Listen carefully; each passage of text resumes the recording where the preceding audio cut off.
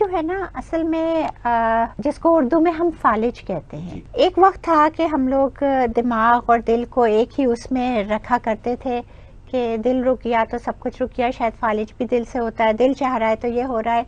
लेकिन दिमाग जो है, जो इंसान का जहन है, वो कंट्रोल करता है बॉडी को। तो वो बॉडी के मुख्तलिफ हिस्सों को मुख्तलिफ दिमाग के पार्ट्स करते हैं। अगर दिमाग के अंदर उसके जो शरियाने, जो दिल जो खून का सप्लाई कर रहा है, अगर उन शरियानों में कोई ब्लॉकेज हो जाए तो जिस एरिया को वो खून जा रहा है वो एरिया काम करना बंद कर देगा। अब फर्ज करें वो हाथ का एरिया है तो हाथ काम करना बंद हो जाएगा, मफलूज हो जाएगा और फालिज हो जाएगा। तो बेसिकली एक ख़ास मेजर किस्म स्ट्रोक की, जिसको आम इस्तिलाहात में स्ट्रोक कहते हैं, वो दिमाग की किसी शरियान के बंद हो जाने की वजह से होता है। लेकिन इसी तरह का फालिज और बाजू या पाँव या चेहरा उतर जाए या पूरा आधा जिस्म, या डिपेंडिंग कि कहाँ कहाँ की जो शरियाने हैं, जो आर्टरीज हैं, वो ब्लॉक हो गई। अगर इसी तरह से अगर वो ब्लॉक नहीं बल्कि फट जाए और हेमरेज हो जाए तो भी एंड रिजल्ट वही होगा, देखने वाले को फालिज ही होगा, वो हेमरेजिक स्ट्रोक होगा।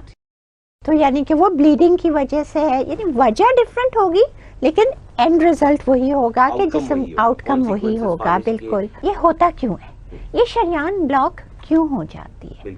अगर हम ब्लॉकेज पे बात करें तो हम लोग जब ट्रेनिंग कर रहे थे ना, तो हम एक निकनेम एक वो होता है, नए नए आप रेजिडेंसी कर रहे होते हैं, ये तो हम sweet strokes and salty strokes कहते थे। तो जो मीठे से और डायबिटीज की वजह से हो रहे हैं वो ज़्यादातर इस्कीमिक होते हैं। जो ब्लड प्रेशर के हाई हो जाने से, तो जो एक मसल मशहूर है ना, साईं ज़्यादा गुस्सा ना करो दिमाग की नस फट जाएगी।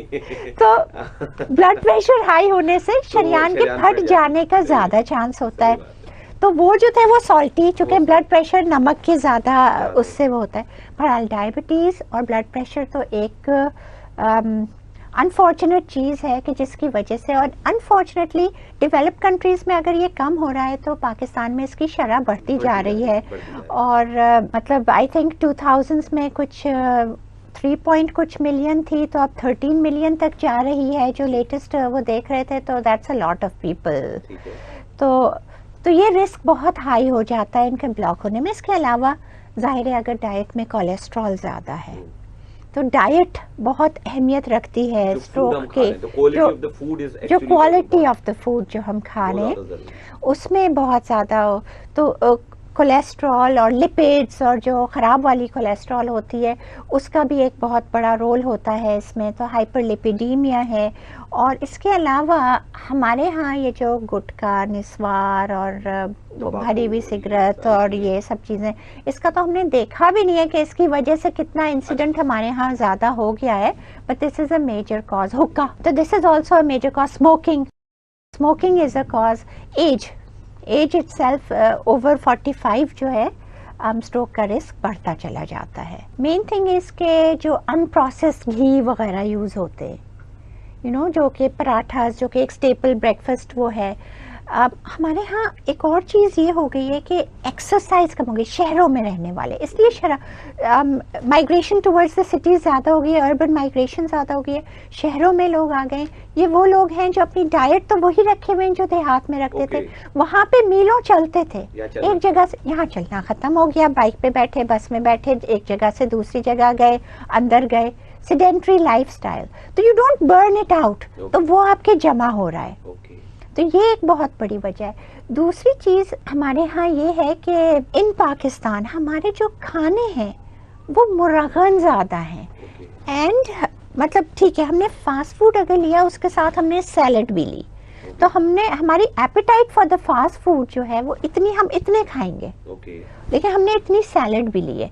हमारे यहाँ सैलड्स का कॉन्सेप्ट नहीं है। हमारे यहाँ हम कहते हैं हम गरीब हैं, but we have tasty food, there is no doubt.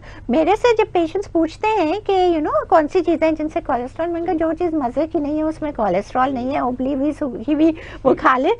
तो लेकिन चीज़ ये है कि हम अगर सब्जी भी खाते हैं ना, हम उसको कितना भूनते हैं। वहाँ पे आप देखें उनकी सैलड्स यही नहीं, वो तो रूखी स्टीम्ड वेजिटेबल्स यूज करते हैं, स्टेक के साथ भी स्टेक वेजिटेबल्स होंगे, ये होंगे।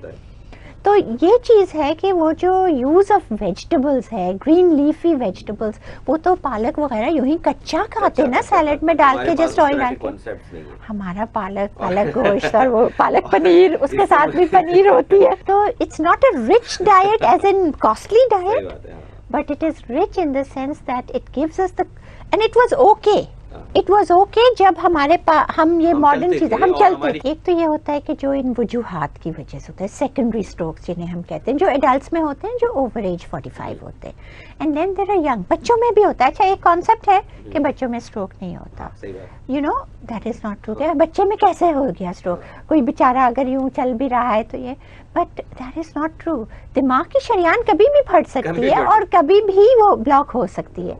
चीज़ ये है कि बच्चों में क्या, बच्चा पैदा होने से पहले उसको स्ट्रोक हो सकता है, जिस वक्त वो बन रहा है उस वक्त अगर मदर की ग़िज़ा में, या फर्ज करें मदर इज एन एडिक्ट या स्मोकर है, तो बच्चे की जो दिमाग की बारीक बारीक शरियानें वो वहीं ब्लॉक हो जाएंगी, कंस्ट्रिक्ट हो जाएंगी, एंड वो पैदा होगा विद अ स्ट्रोक। जो सीपी चिल्ड्रन होते हैं, क्या ऑक्सीजन की कमी होती है, बेसिकली उनके दिमाग में मुख्तलिफ जगहों पे स्ट्रोक होते हैं, इसीलिए तो सीपी होता है।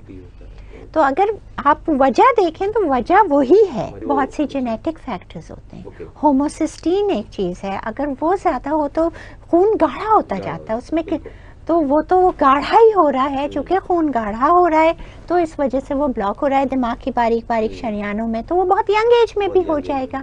इसी तरह मोया डिजीज़ है और इस तरह की मौरूसी चीज़ें हैं जिनमें साख थी, जिसमें दिमाग की नसें ही इतनी बारीक हैं कि इवन पतला खून भी उनसे गुजर नहीं पाता, और जगह जगह स्ट्रोक। MRI करें तो बिल्कुल ऐसे लगता है जैसे कि एक अजीब हेजी सा स्मोक लाइक पैटर्न है। और तो ये चीज़ें हैं जो ऑटो इम्यून डिसऑर्डर्स हैं। अगेन उनसे क्या होता है कि जो ऑटो इम्यून क्या होता है कि हमारी अपनी इम्यूनिटी हमारे ही खिलाफ हमें अटैक कर रही है।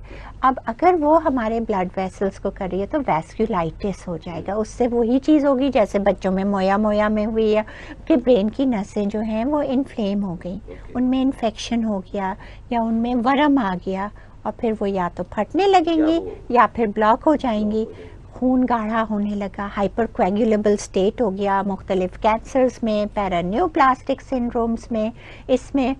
तो जो भी चीज़ चाहे वो कोई ऑटो इम्यून डिसऑर्डर हो, कोई कैंसर हो, या कोई मौरूसी बीमारी हो, या किसी सिंपल ग़िज़ा की कमी और ज़्यादती हो, जिससे दिमाग की शरियान या तो ब्लॉक हो जाए या फट जाए, उससे स्ट्रोक होगा। स्ट्रोक जो है वो एक मेडिकल इमरजेंसी है। किसी के दिल में एकदम दर्द होता है, सांस रुकने लगता है ना, हार्ट अटैक हुआ ना, हार्ट अटैक हुआ, सीधे अस्पताल भागे, बिल्कुल सीधे, सबको पता भी है। आप मतलब अवेयरनेस भी माशाल्लाह काफी है कि हार्ट अटैक हो रहा है, फौरन वो उनके पास जबान के नीचे गोली रखने की भी होती है, सब चीज ना।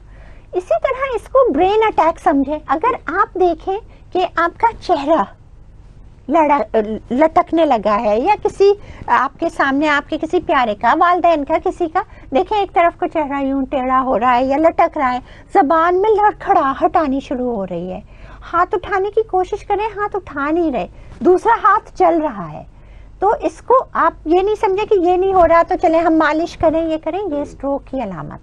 चेहरे पे ये हो, हाथ का कुछ मसला हो, पाँव नहीं चल रहा हो, नम हो रहा हो, बोलने में दुश्वारी हो, लड़खड़ाहट हो रही हो, आंख एक तरफ को ढल रही हो, ब्लैकआउट सा फील हो रहा हो, एकदम से गिर गए, और अगर वो डायबिटिक हैं, वो हाइपरटेंसिव हैं, उनको ब्लड प्रेशर की बीमारी है, अगर उनके कोलेस्ट्रॉल का इशू है, अगर उन्हें कोई भी इस तरह की, वो स्मोकर हैं या वो, तो फिर तो बिल्कुल 2 मिनट की भी देर ना करें, क्योंकि अब हमारे पास बहुत हर जगह नहीं है, लेकिन कई जगहों पे हमारे पास ऐसी दवाइयाँ मौजूद हैं जो वो बनते हुए क्लॉट को फौरी डिज़ोल्व करते हैं, और अगर 3 घंटे के अंदर अंदर आप आ गए हैं तो वो उसको बिल्कुल डिज़ोल्व करके और आपको मफलूज होने से बचा सकती है।